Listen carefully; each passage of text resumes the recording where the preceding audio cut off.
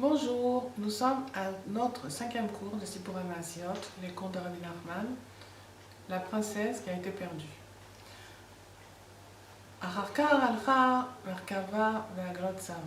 Après, il y avait une diligence et là-bas était assise la fille du roi. Elle s'est levée, elle est allée à côté de lui, elle est descendue et elle s'est assise à côté de lui. Et elle l'a reconnu. Et elle le secouait énormément et il ne se réveillait pas. Et elle a commencé à se lamenter sur lui.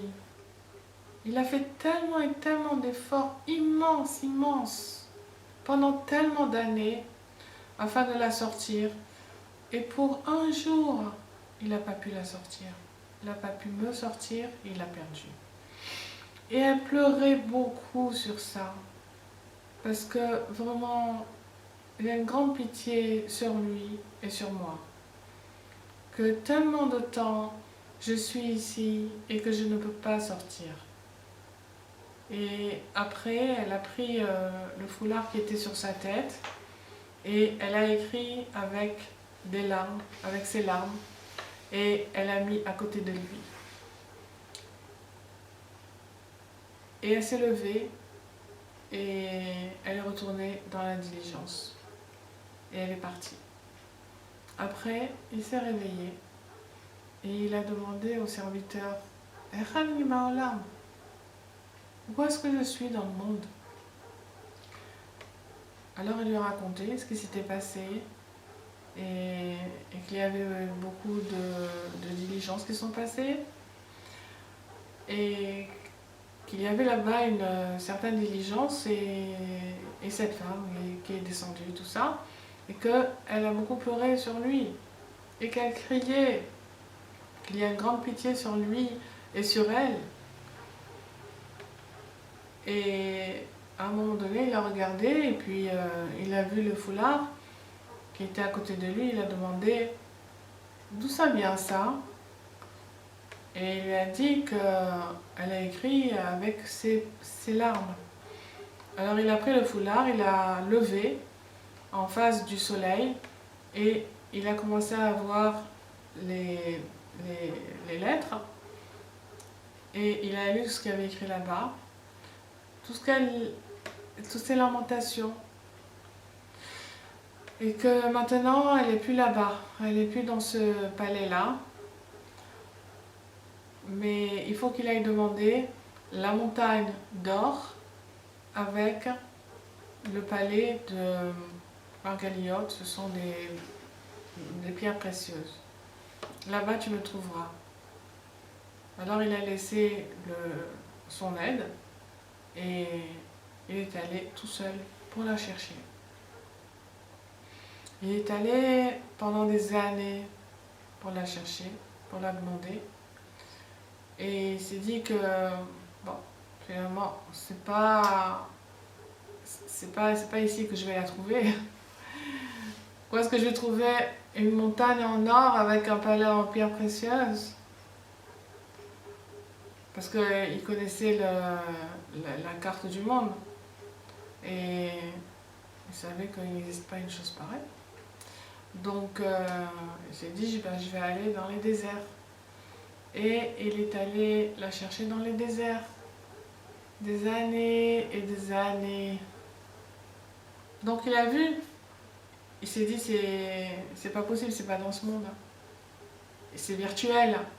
Une montagne en or avec un palais en pierre précieuse. C'est dans les contes de fées. Donc même pas il a demandé au serviteur de venir avec lui. Parce que et aussi l'autre il risquait de le décourager. Il lui aurait demandé maître, où est-ce qu'on va? Et il lui aurait dit eh ben, on va chercher une montagne en or avec un palais en pierre précieuse. Il se serait moqué de lui, ou je sais pas, il aurait donné ce qu'on appelle un Khalishutadat. Alors, quand même, il faut être réaliste. Et oui, dans la vie comme ça, on a des gens qui nous sapent le moral et qui nous disent mais qu'est-ce que... pour qui tu te prends, toi? Ouais, Khalitos, tu es dans d'immioles d'imagination. Qu'est-ce que tu es en train de chercher? Qu'est-ce que tu cherches, Bichlal? De quoi tu parles? Servir Hachem, la Shrina, tu vas pleurer sur la destruction du Beth Amikdash. Genre, tu te prends pour qui, quoi? Et une fois, il y avait un Breslever qui s'appelait Nachman Schuster. Et il s'était rendu dans la ville de Varsovie. Il est arrivé dans une synagogue là-bas parce que le pauvre, il ne savait pas faire autre chose que d'être cordonnier. Donc ses frères, ils lui ont dit, va là-bas, dans la ville de Varsovie, et puis là-bas, tu auras du travail. Et lui, c'était un Breslever. Et ce qui fait que quoi, c'est que quand il avait fait son travail, il allait dormir après à Hatzot, il venait au Beth Midrash, et tout simplement, il se mettait par terre, il mettait la cendre sur son front, et il commençait à faire Tikkun Hatzot, à pleurer sur l'exil de la Shrina, et maman, j'y pleurais. Alors là-bas, il y avait des maman, je dirais Banim, qui étudiaient le jour et la nuit. Et il voit celui-là qui est un cordonnier comme ça, il vient, il pleure sur la diction du Beth Amikdash et genre il se moquait un peu, pour qui il se prend celui-là? Un cordonnier qui pleure sur la destruction du Beth Amikdash, sur la Shrina. Il y avait là-bas le Rav Moshe Alberstein et il s'est rapproché de lui, voilà, on va voir qu'est-ce qu'il va nous dire celui-là. Il dit, dis-moi toi, qu'est-ce que tu es en train de faire là? Pour qui tu te prends? Alors il a dit, bah moi je fais Tikkun Hatzot, je suis attaché à Rabbi Nachman, je fais Tikkun Hatzot, je pleure sur l'exil de la Shrina, je pleure sur la destruction du Beth Amikdash. Vous, non, vous n'avez pas besoin de ça. Vous n'avez pas besoin de prier pour qu'Akadosh Baruch Hu nous rende le Beth Amikdash. Que la Shrina elle rentre dans mon cœur pour m'éclairer. Vous étudiez la Torah toute la journée, toute la nuit.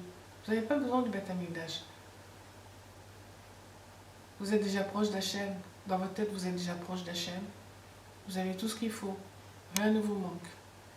Mais c'est des gens comme moi, justement, qui n'ont rien, qui ont besoin de la lumière, qui ont besoin d'Ashrina, qui ont besoin du Beth Amikdash. Donc moi, je pleure.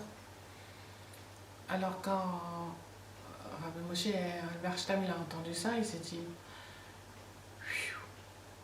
Quoi, lui, il pleure pour le Beth Amikdash et moi, j'ai pas besoin. Moi, je pleure pas. Du coup, ça lui a fait un déclic. Il s'est dit, il y a quelque chose qui va pas. Il y a vraiment quelque chose qui va pas. Et il a commencé à discuter avec lui. Et c'est là que Rav Nachman de Schuster il lui a enseigné de l'enseignement de l'écouter Moharan et tout. À ce moment-là, au Hachem, l'allumette était allumée. Et lui-même aussi, il s'est rapproché, il y a beaucoup d'autres qui se sont rapprochés de l'Arsim Breslev. Donc il se peut qu'on tombe sur des gens qui vont nous décourager.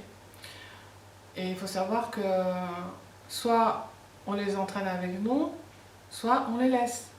Parce que s'ils vont nous décourager, c'est pas la peine. On n'a pas besoin d'ébouler.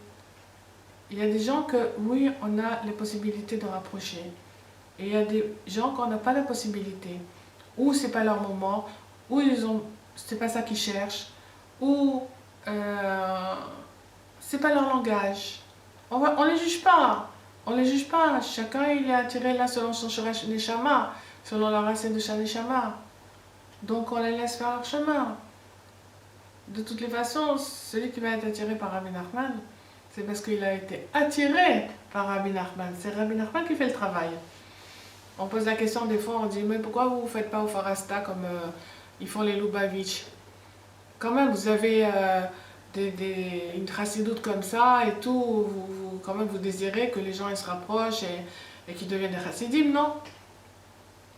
Pas spécialement. On n'a pas un truc comme ça de faire au Farasta. Rabbi Nachman ne nous a pas dit spécialement d'aller dans les rues et de faire au Farasta. Parce que c'est lui qui fait au Farasta. C'est lui qui rapproche les personnes.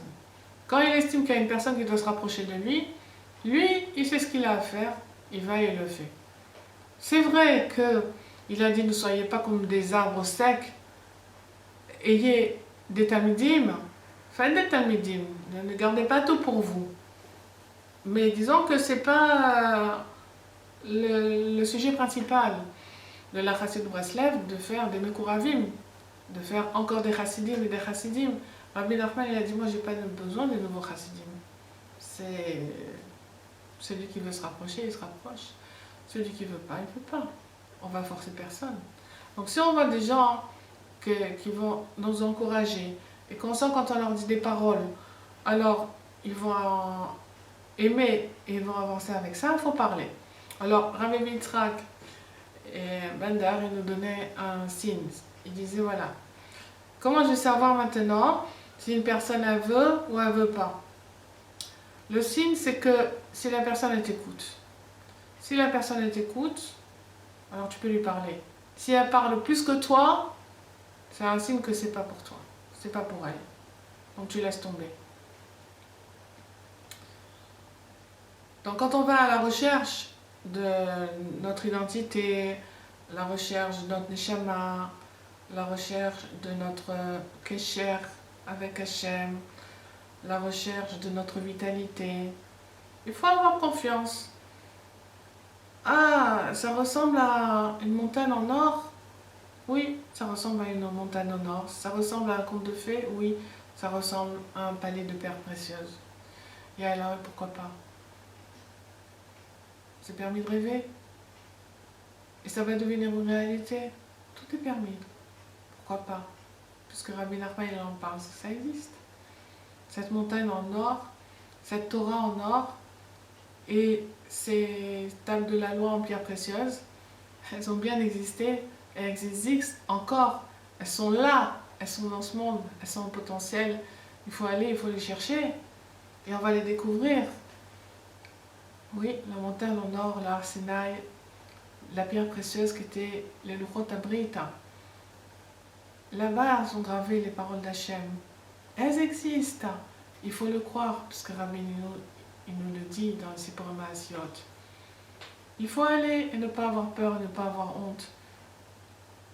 Et si on y croit, on va le trouver. Et on va chercher. C'est sûr que dans ce monde, c'est difficile parce qu'il s'est dit où je vais le trouver dans ce monde. Dans ce monde-là, matériel, c'est très difficile de trouver la parole d'Hachem parce que c'est très opaque. Donc il faut aller dans les midbariot, dans les sentiers qui ne sont pas battus. Il ne faut pas avoir peur d'aller innover. Il ne faut pas avoir peur d'aller chercher loin et haut et de demander encore, de demander et de chercher jusqu'à ce que Hachem va avoir pitié et de manière miraculeuse, vraiment, il va nous envoyer le conseil qu'il faut pour savoir comment trouver cette montagne qui existe et ce palais en pierre précieuse où se trouve la Shekhinah. Il ne faut pas se décourager et se dire je vais y arriver. Be'ezrat Hashem, c'est quelque chose qui a l'air fantastique, qui a l'air virtuel, qui a l'air pas de ce monde, qui a l'air d'être féerique, mais qu'est-ce qui m'empêche d'y croire après tout? Qu'est-ce qui m'empêche d'y croire? Je vais y croire. Et Hachem Behemet, il va lui ouvrir les yeux, il va la trouver la princesse. Donc si Rabbi Nachman, il nous dit dans les Sipur Maasiot, dans les contes, qu'on va trouver la princesse, on va trouver notre Neshama, on va la trouver. Il ne faut pas se décourager et se dire non, ça n'existe pas, c'est trop beau, c'est très beau, c'est très très beau. On va trouver Be'ezrat Hashem, Sruta Tzadik, qui nous a dit qu'on va trouver, on va trouver.